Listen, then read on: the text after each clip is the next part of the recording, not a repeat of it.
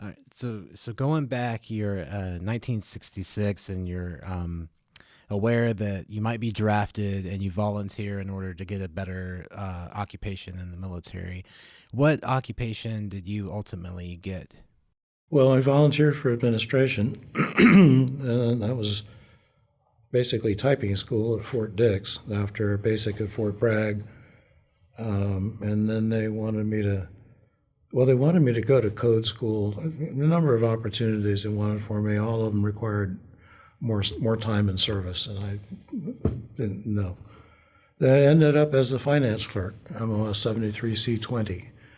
And because I'd been around the world, I knew my geography. I ended up being the travel clerk wherever I worked, paying people for coming and going. So I got to see a lot of records. I got to see a lot of people. And my first post was in New York at Fort Hamilton on one side of the Verrazano Narrows Bridge. For some reason, I knew how to drive, so they gave me a vehicle to drive. They gave me the company car to drive.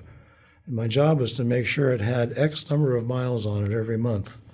If that meant taking a tour of Long Island and coming back, or taking the laundry up to West Point, leaving it there, and then going back up to West Point and bringing it back, that was fine. It was all putting miles on the car that they didn't want to lose if they didn't use it enough.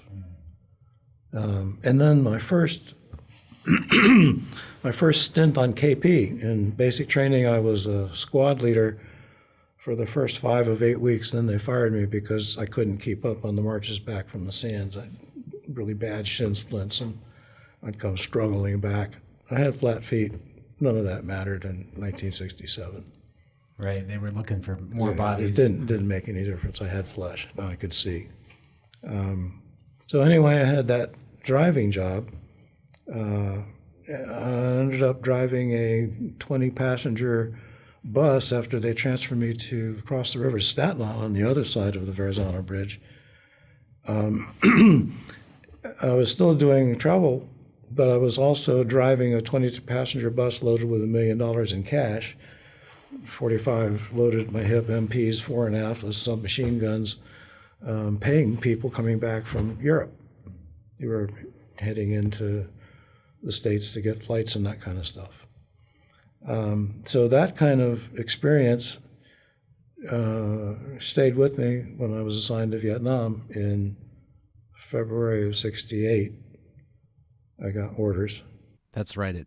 The Tet Offensive. Yeah.